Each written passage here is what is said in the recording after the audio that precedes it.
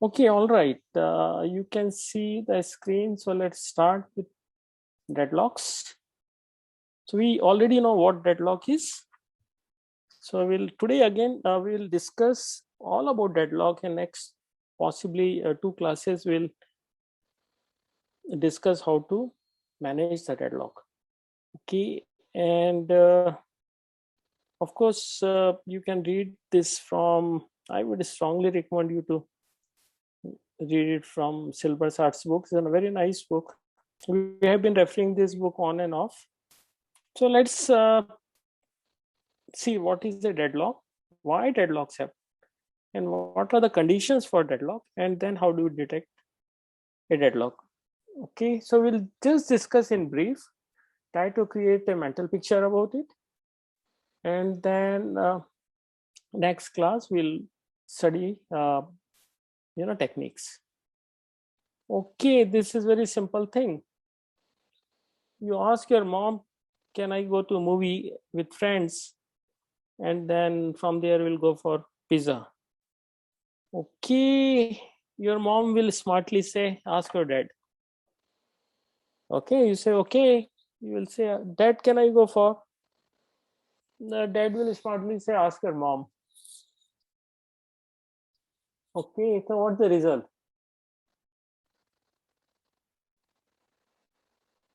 Result is that it's in deadlock state. You cannot progress further. Does it happen? No. Okay. Starvation happens because threat fails to make a progress for very, very long period of time, indefinite period of time. Okay. And we have seen the reason for starvation, that scheduling policy is such that it does not allow lower priority jobs to get scheduled. When we have seen priority scheduling with multiple queues for different priorities, and scheduler is always scheduling the highest priority job, and there is inflow of highest priority jobs all throughout, the lowest priority job will never get a chance. So lower priority job will finally get starved. Okay. So starvation is when thread fails to make progress for very long period of time. Deadlock is a kind of a starvation, but is due to cycle of waiting among set of threads or processes, right? So a process is waiting for example, for some resource. Say, for example, you can think of a resource like memory, even, right? And there is only limited amount of memory available. So let's look at this example later. And second process is has acquired part of the memory and asking for more. So both processes are asking for more memory, and memory is limited. Okay. So until one process releases memory, other cannot progress, but both are waiting. So that may cause a deadlock. So here each thread or process waits for some other thread in cycle to take action. So deadlock implies starvation. If the deadlock is there, then the threads that are in deadlock state will starve because nobody progresses, no one progresses, right? But starvation doesn't imply a deadlock. So starvation may happen for reasons apart from this circular waiting or dependency on each other. Okay, as we have seen in case of lower priorities, processes are never scheduled. Okay, all right. So this dependency relationship. So thread A is waiting for resource 2, but it holds resource 1. So resource 1, there are two resources, resource 1, resource 2. Resource 1 is held by thread 1, but it's waiting for resource 2, while resource 2 is held by second thread, okay, thread B, and is waiting for something that's held by thread A. Okay, so this is cause of deadlock. All right. Any question up to this point?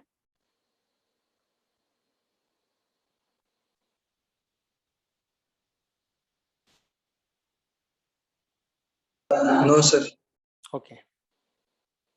Because this example we have already seen, right? So this is very common example in India, right? That there is a very narrow bridge and then only traffic can pass in one way. It happens mainly in, if you go to any hill station, it will happen there. So there's a lot of solutions of that, right? I mean, maybe a traffic light or such that vehicle going in one direction, we use it for some time, and then vehicles moving in other direction, but can cause also deadlock, as we have seen here, right? So basically any part of the road can owned by vehicle going only in one direction. If it happens that this is this part of road, which is a bridge, kind of bridge, there are vehicles in opposite direction, then it can cause deadlock. Is it a deadlock?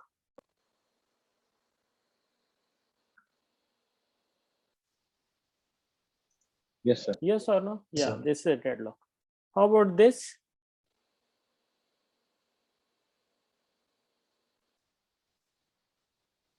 Yes or no? What's No, sir. happening?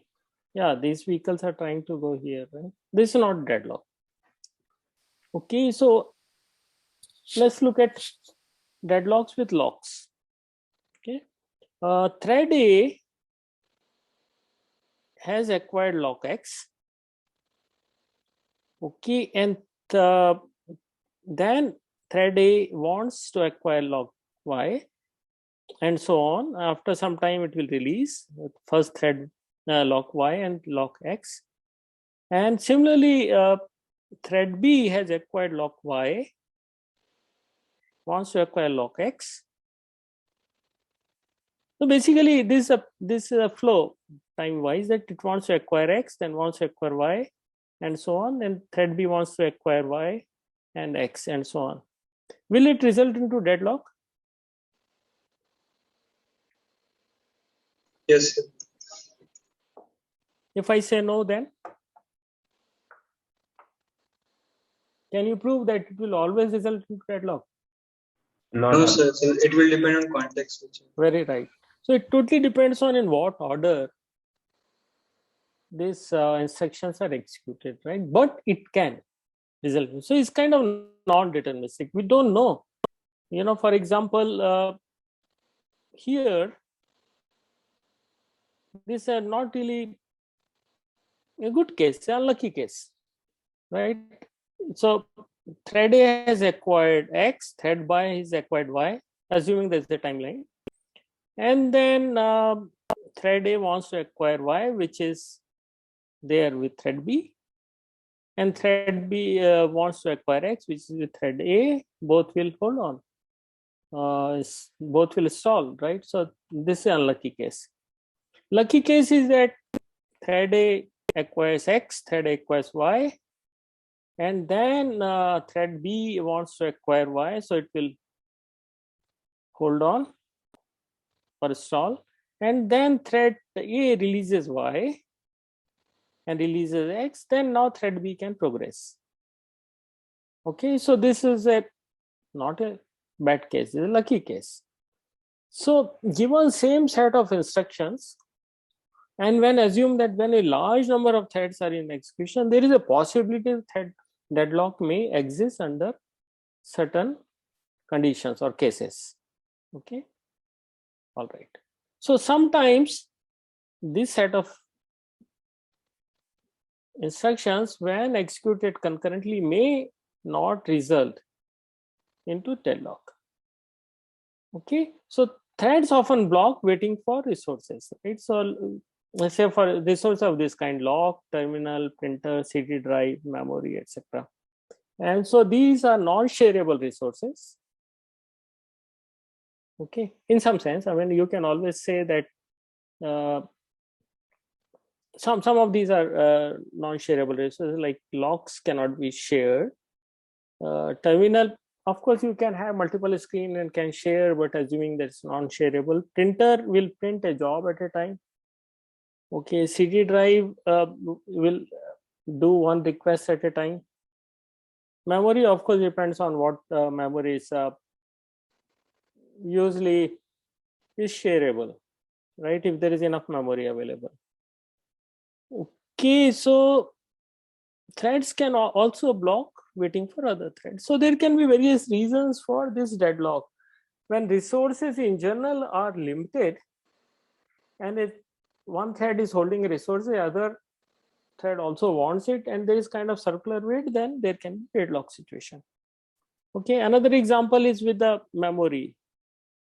Okay, so the thread A wants to have 2 MB memory, and then there is overall 2 MB of memory. Now, if thread A is run fully, and then thread B is allocated, starts running afterward, there is no issue. Okay. However, thread A gets 1 MB, thread B gets 1 MB, so total memory is consumed. Now thread A wants another 1 MB, so it will wait. Similarly, thread B also wants 1 MB, it will also wait. Okay, so we may get into deadlock situation here.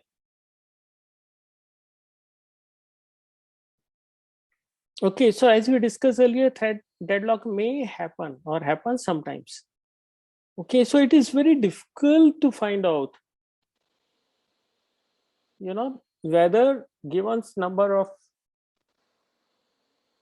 programs or we can say processes, it will result into a deadline, into a deadlock.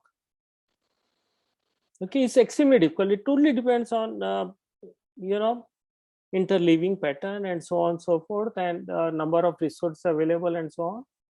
So it may sometimes get into deadlock situation.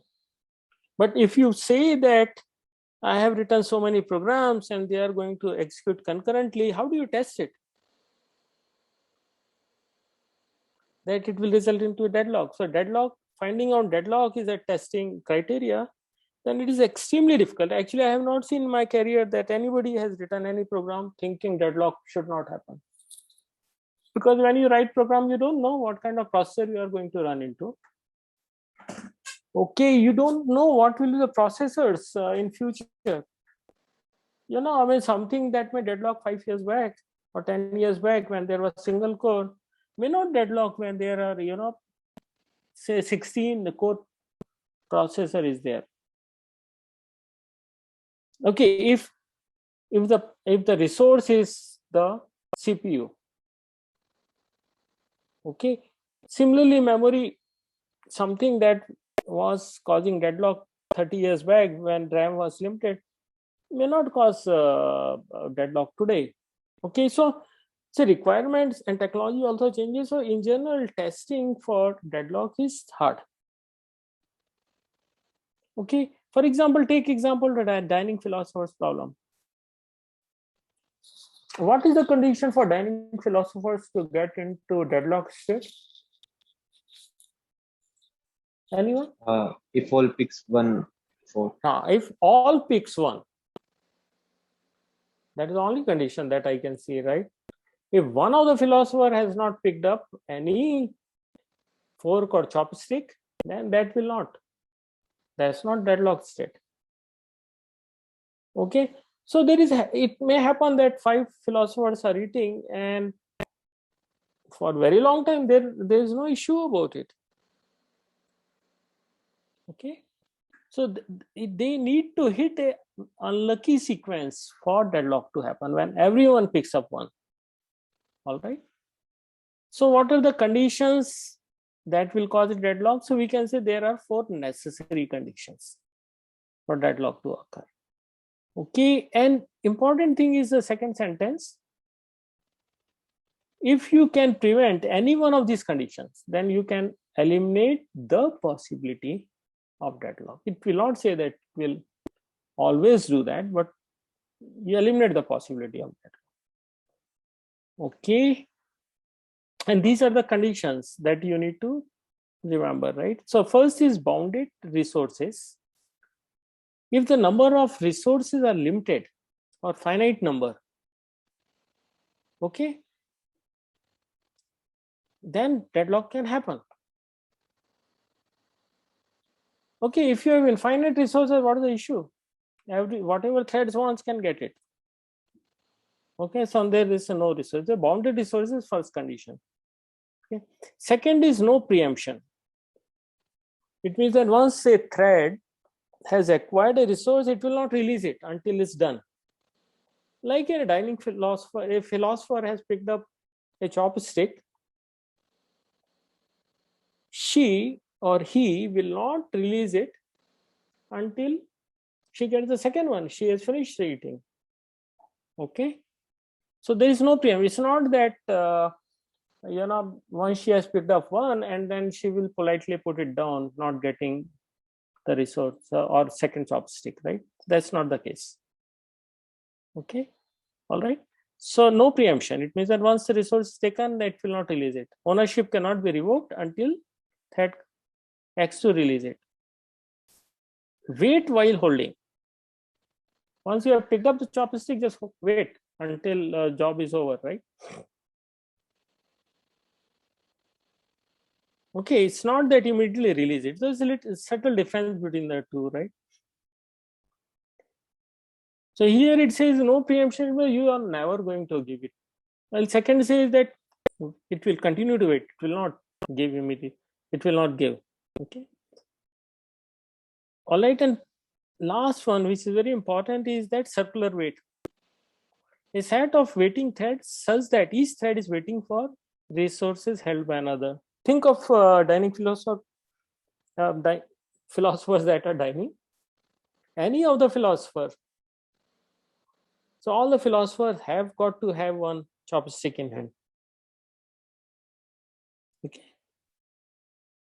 So, and it's waiting for what?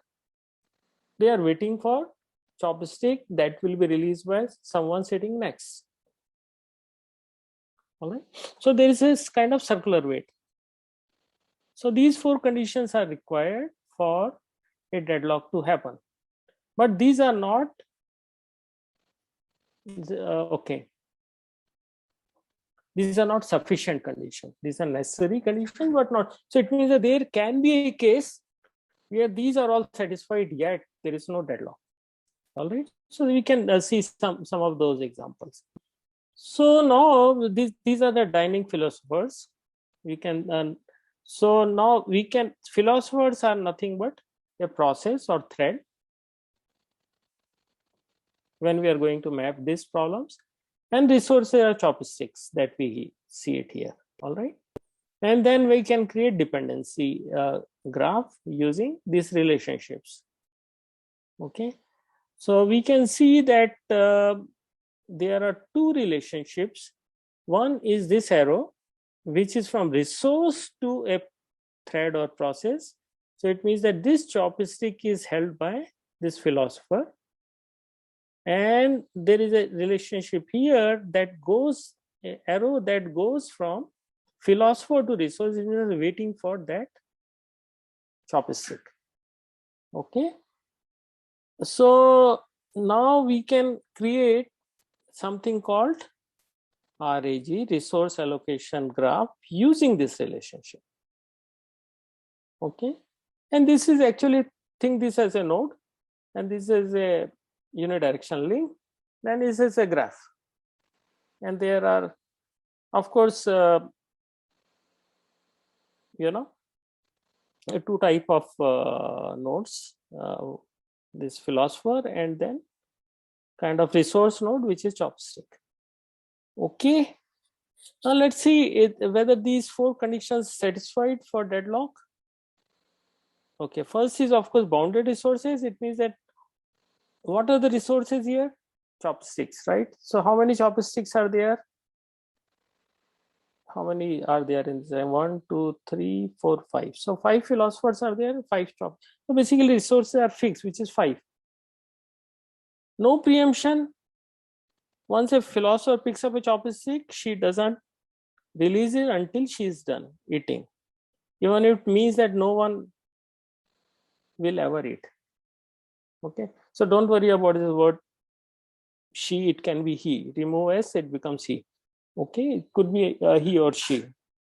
All right, so a philosopher will not release chopstick, means that no preemption.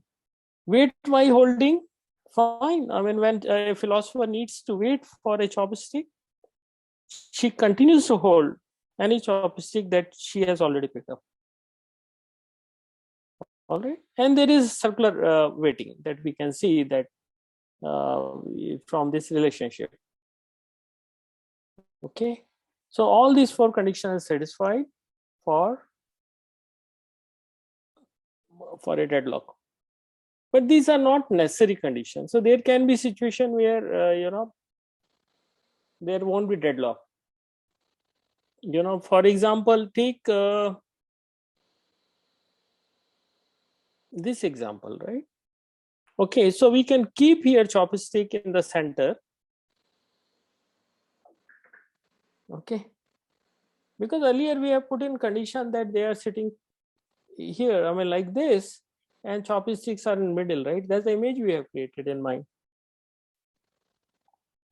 Now chopsticks can be in the center table or central tray, and then we can see that there are two chopsticks are currently held by philosopher 0.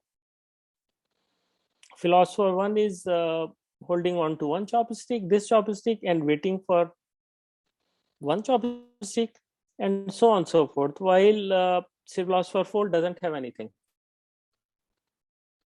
It does not lead into deadlock situation. Okay, we can see that 0 has two chopsticks, philosopher 1, 2, 3 has one, philosopher 4 doesn't have any.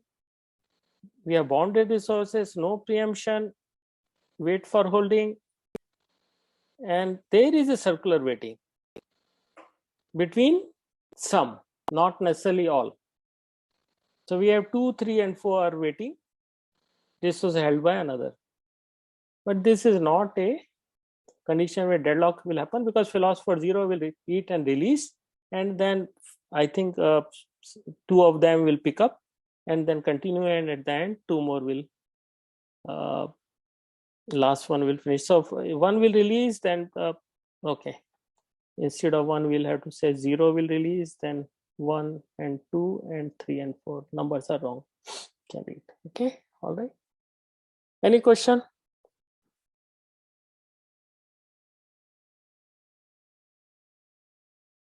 No, sir.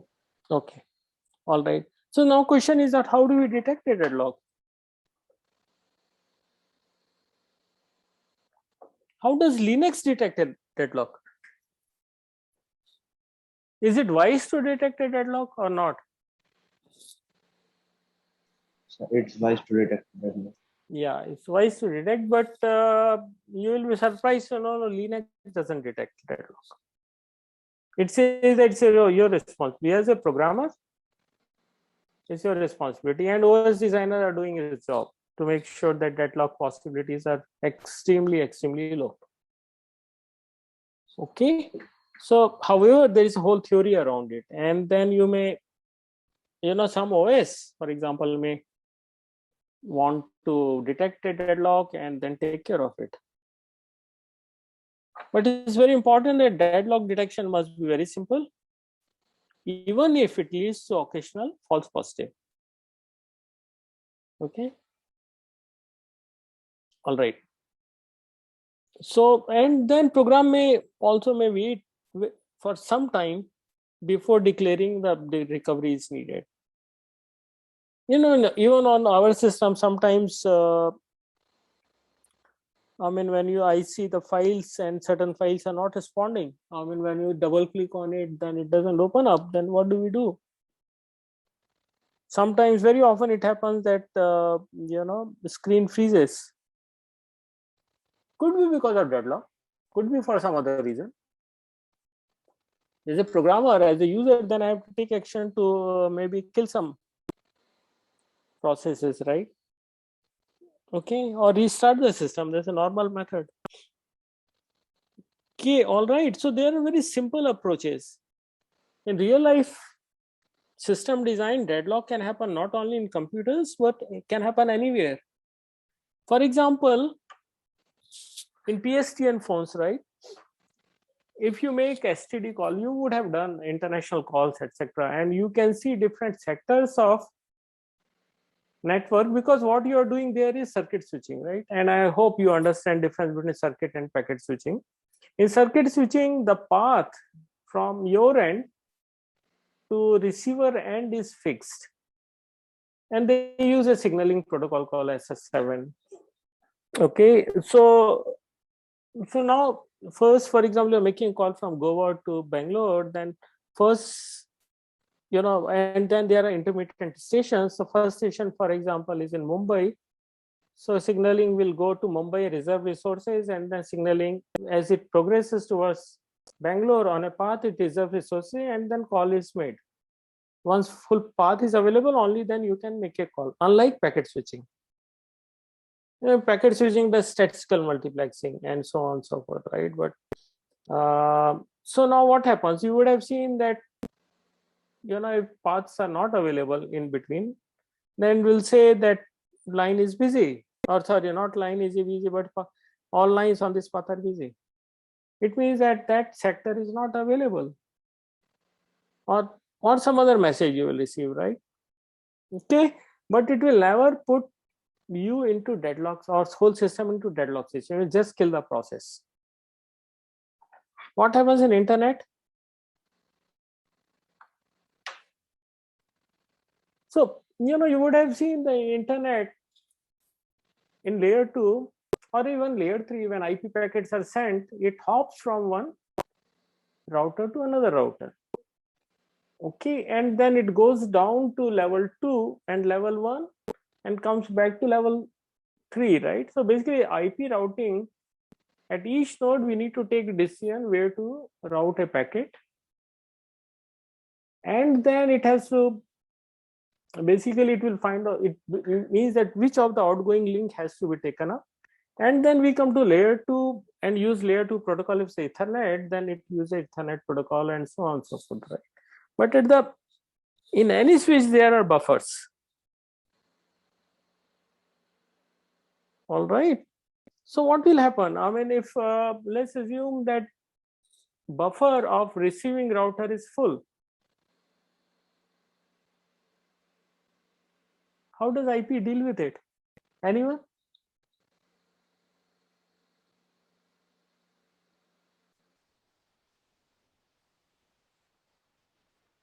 Anybody? Maybe. So IP drops the packet. Yeah, it will drop the packet, right? All right, there can't be infinite size buffer. Okay, and it will not do anything which will cause deadlock. So IP does most simple thing. It simply drops. It's now your responsibility at the end application to do the retransmission if it's required. If it's required, it's fine. If it's not required, that's also fine. Many applications don't need retransmission. It's fine. I mean, if I'm doing, voice communication, that I may not require. All right, so I may not go to TCP level or enough with UDP, right? So this is very simple, that never get into deadlock situation and drop. So OS can also do that. If something is getting, it realizes that there is a problem, it can just kill the process. Okay. So now we come to resource allocation graph, RAG, and then we can have this kind of relationship. So this we have discussed. So basically, if starting from a resource, then we'll have to say resource is owned by a thread X, and then it's going out from this circle. Here it's ellipse. Okay, anyway, circle, then we'll say is waiting for this resource. Using this, we can create a graph, and this is called resource allocation graph. Now we can analyze this graph to find out there is a deadlock or not. Note that all this is theoretical computer science. Okay.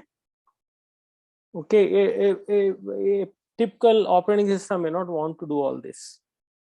Okay, but these are the methods. So we can create a graph, and then we can always analyze a graph. You would have studied all graph theory, right? So it's a very simple graph theory problem to find out how many resources are there, and what, for example, there can be multiple resources of same type, and what is the requirement and what they are holding, these nodes are holding. So these three things, if you just consider, then you can analyze and find out the system is in, there is a circular dependency and system is in deadlock state or not. So next thing we can say that till now we have assumed that there can be single resource of a type, but there can be multiple numbers of resources of same type, and we can represent this in a rectangle with multiple circles inside, and each circle will say that there are so many resources are there, right? So multiple circle is multiple resources, single circle is single resource. So here it is single resource. There are resource type X are of 2 type, and this arrow says that this is held by thread 1. Okay, this one is held by thread 2. From this thread, something is going to resource, means it's waiting for this resource, and so on. So this is a simple way of creating a graph, and then we can analyze this graph. Okay, so we can have this relationship, which we already discussed, request edge and assignment edge. So request edge we show only up to the edge of rectangle. Like even in this case, we have shown that, right? This is a request edge. And this is the second edge, is the assignment edge. All right, same thing depicted differently. So instead of thread, we can always have process. We can depict. So here in this example, we have some thread. So instead of T, we can use P. All right. So we can create this kind of graph. Okay, this is called simple resource allocation graph. What does it say here? Thread T1 is waiting for resource R1, wherein R1 is held by resource thread T2, and thread T2 is waiting for resource R2, while R2 is held by thread T3. Okay, and T3 is using one resource of type R4. Okay, it's very simple. All right, while a resource R3 is held by T1 and T2. Okay, so there are 2 instances of resource R3. All right. So here in this graph, we can see that there is a deadlock. While some resources are free because nobody wants to use this resource, but whatever resources are available and their relationship, that's request and assignment edge, we can see there is a deadlock. Okay, similarly, the third one, we can see that although there is an allocation graph is cycle, but there is no deadlock. So there is a cycle here, but you know that here there are 2 instances, and one of these is used by T1, sorry, T2. When T2 finishes its job, it's available and it can be used by other threads, and then of course it will not cause any deadlock, where here we can analyze that there is a deadlock. So let's look at very simple example. Same thing depicted. I have taken this diagram from somewhere else so that it becomes clear. So you can actually look at each node and try to see that its demands are met, and then you can decide whether this graph will lead into a deadlock or not. Okay, but note that this represents an instant in time. Okay, all right, this is a snapshot of one instant, and based on that you can decide that so maybe after a few milliseconds that graph would be different. Okay, so let's look at this one. So there are 4 resources, R1, R2, R3, R4, 4 resource types, and then resource type 2, R2 has 2 instances, meaning there are 2 resources of type R2, and then R4 there are 3 instances. It means 3 copies of that. Okay, all right, and this is the graph. So basically R2 is held by P2, and P2 is requesting R1, while R1 is held by P2, and then it's requesting R3. R3 is held by P3, and R4 nobody is using. So is there a deadlock here? No, sir. There's no deadlock, because you know what will happen. P3 will be released. P3 will consume it to finish consuming R3, will release R3, and then others can use. So we can now do RAG reduction. And first is that we can see that P3's request is satisfied. So it's done. So just remove this edge. And now you can see that R3 is available. Okay. Now P2's request will be satisfied. So you can remove this edge. Okay. And then you can see now R1, P1 requires R1 and R2. So this available. So it now it can simply finish it. Okay. All right. Simple example. Now tell me, is there a deadlock here?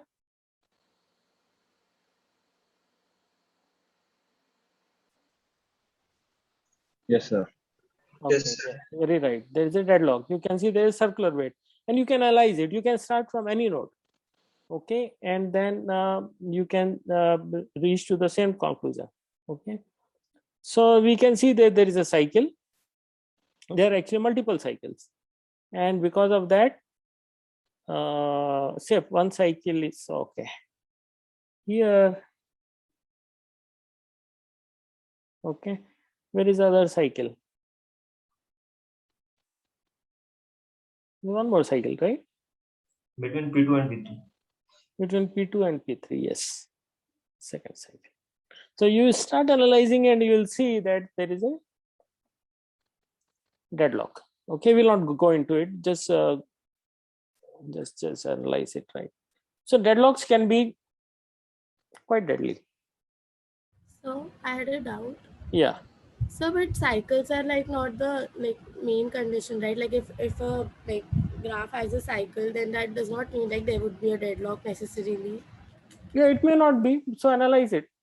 So there is a possibility of certain thing that, for example, there may be, but at this point in time, in this situation, there is a deadlock. Not necessarily always. There can be some other relationship between these threads and resource requirements. While there may be a dependency curve, but may not be a deadlock state. For example, even earlier there was there a cycle, not in this one, but you can create a diagram wherein you can have a cycle. Okay, some cycle, not necessarily all are in the cycle. Note that it does not say everything has to be in the cycle, right? For example, even this example that we have seen here. Okay, here what? Just a minute. No, this is not a cycle, but one that we have seen here somewhere where we have shown is not sufficient condition. Just a minute. Oop. Somewhere.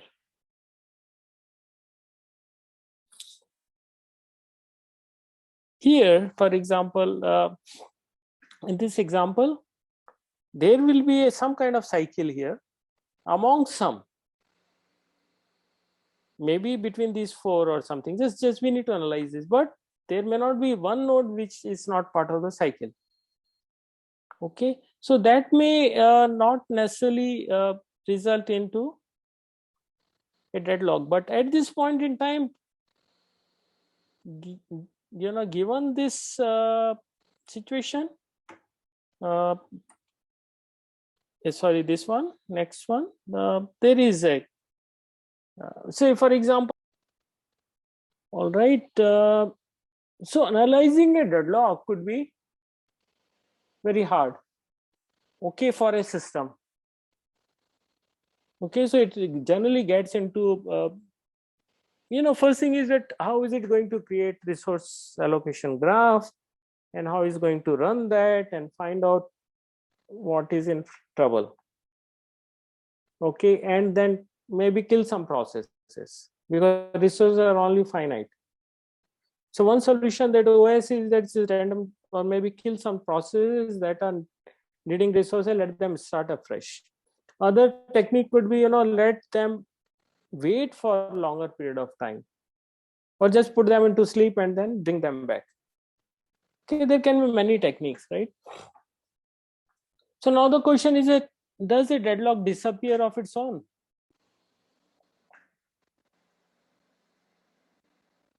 Once it happens, no, Yes. it may not always, right? It will not. Yes, as it will not be a deadlock. Yeah, so basically a deadlock has happened at time t, and all these conditions are satisfied. That 4 we have seen, that it will not be preempted, etc. Now if you violate one of these, if you just break this graph that we have seen, right? I mean, this processor wants this one and say that, all right, it doesn't want it. Or put this process into OS may decide that, do something, kill this process. Okay, then the graph becomes different, right? Even this resource is released, and then cycle breaks. Right, so deadlocks cannot disappear of its own. Something needs to be done once it's there. All right, so we'll study some of these things in the next class. All right, so we have discussed today starvation versus deadlock. We have seen that starvation happens when the thread waits indefinitely. It means that as we have seen in multiple priority queues, queue with lowest priority is never scheduled. But it does not happen due to, one thread is waiting for resource held by another. Okay, so circular waiting for resource happen in deadlock. Okay, so this is an important condition. For deadlock, we have seen only mutual exclusion. Only one thread at a time can use a resource. When philosopher has picked up a chopstick, she has to wait holding it, right? No preemption, she will not put the chopstick back. Okay, and there is a circular wait. All right, so once these conditions are satisfied, these are necessary conditions for a deadlock to happen. All right, so in the next class we'll study techniques for addressing deadlocks, or how do we resolve it, how do we detect it, how do we resolve it, how do we avoid it.